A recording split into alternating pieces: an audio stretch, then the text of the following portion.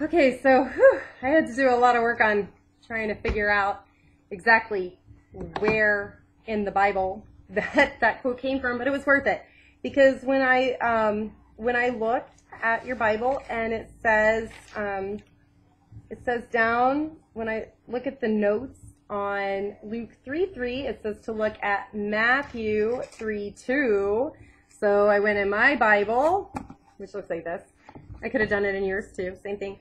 To Matthew 3:2, and that tells me to go and look at John, I think it was John 26. So when I get there, it tells me is it John 26? 1:23, it tells me that this is a repunctuation and reinterpretation of the Hebrew text of Isaiah 43. Isaiah 40 verse 3. So if I go in your Bible to Isaiah 40 verse 3, and this is why we're going to say the books of the Bible every week so that we can find things in the Bible. Psalms, Proverbs, Wisdom, Sirach, Isaiah. See, I know how to get there the same way that I know the alphabet, so you will have that too one day. We go after we find the book of Isaiah, we look up in chronological order, chapter 40, and then in chapter 40 I look up verse 3. And if you're there in Isaiah chapter 40 verse 3, then you can follow along with me here. And you know, if you can't do this, I'll help you when I see you at PSR, or Mr. Andy can help you, your parents can help you. It's really interesting the way the Bible is laid out, and that you can see that this stuff really makes sense and it comes from somewhere. It's not just made up. It says here, a voice proclaims in the wilderness, prepare the way of the Lord, make straight in the wasteland a highway for our God. Okay, that sounds familiar because that's what we just heard in Luke. Every valley shall be lifted up, every mountain and hill made low. A rugged land shall be a plain, a rough country, a broad valley. Then the glory of the Lord shall be revealed, and all flesh shall see it together, for the mouth of the Lord has spoken. So that was said really, really long time before Jesus or his cousin John, who was John the Baptist, were ever around. And if you want to learn more about the time when that was written, you can look at the first pages in your Catholic Youth Bible. And it says that the period covered, right down here in quick facts, it says that the period covered was from 742 to 500 BC. So we're talking, 500 to 742 years before Jesus was here. Somebody said somebody's going to come and say, get ready for Jesus, and this is the way they're going to say it.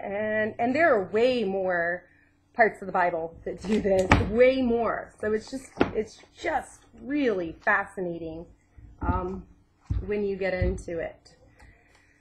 So looking at the next part of your weekly, here we are in the weekly again, and we're going to flip now to page 5 in the weekly, and page 5 in your weekly looks like this. And I was really lucky growing up. I grew up in St. Petersburg, Florida, and one thing that I was really fortunate about in Florida was that there's a large population of Jewish people there. And as a result, when I went to public school, which I went to public school after my sophomore, like in the middle of my sophomore year of high school, I started going to public school because I wanted to be around people who didn't necessarily look like me all the time or even speak with the same inflection I have. I wanted to be around more people who maybe were more, accepting of diversity, just different people. Hello.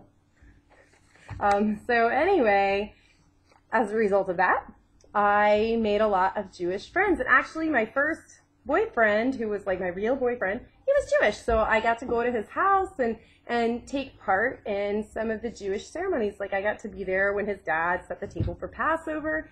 And then after that, one of my very best friends in high school, his dad was a rabbi. So I got to even more experience the Jewish culture.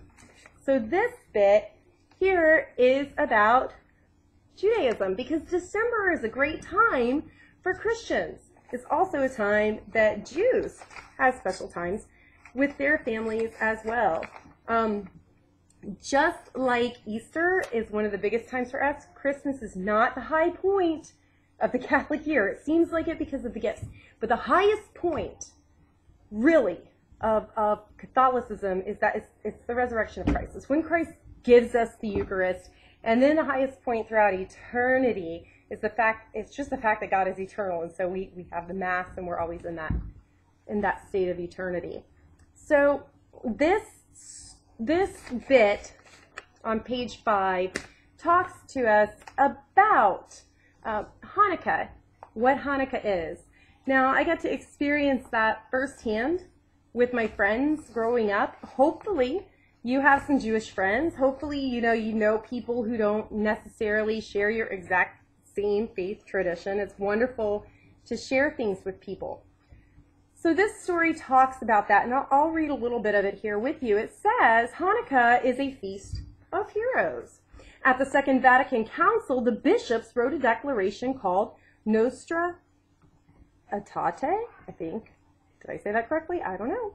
That challenges Catholics to learn about the Jewish faith because it is the religion of Jesus and because Christian faith grows out of Jewish religion.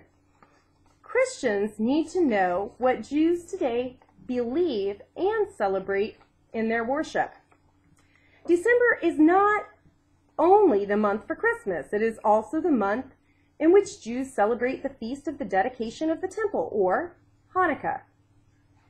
In December of 169 BC, the Greek king Antiochus IV Epiphanes and his soldiers fought their way through Jerusalem to the temple.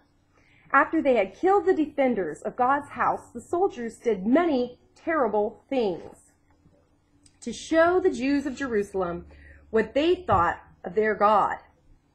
Then Antiochus sacrificed to Zeus on an altar set up in the Holy of Holies, the most sacred part of the temple.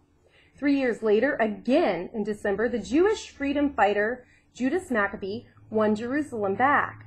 Judas rededicated the altar of the temple to Yahweh and commanded the people to remember this event with a celebration every year.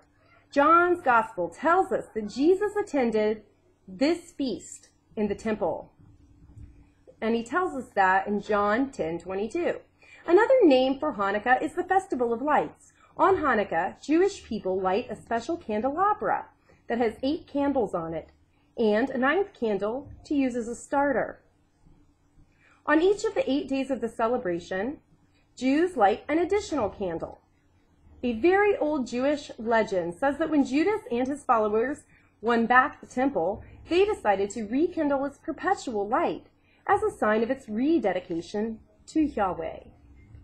However, they could find only enough oil for 1 day. Miraculously, the lamp kept burning for 8 days. And I will let you read the rest of that story because that is exactly what my Jewish friends who I grew up with told me, that that's where they got the Feast of Hanukkah from. And it was really special. You can read a little more about what Jewish people do for Hanukkah, and I can tell you that I enjoyed latke and playing dreidel with my Jewish friends. It was really, really a fun time, and I remember showing up at somebody's house with presents wrapped in Hanukkah paper, and their dad ran out and said, "Oh, it's Hanukkah presents." So that was a really exciting thing. But the presents are usually very simple and very special, and they get presents every day. So that's their tradition. And here on this page, I want you to go ahead and cut out this bookmark and make a bookmark. And I'll see you in a few minutes for the final video of this segment. Bye.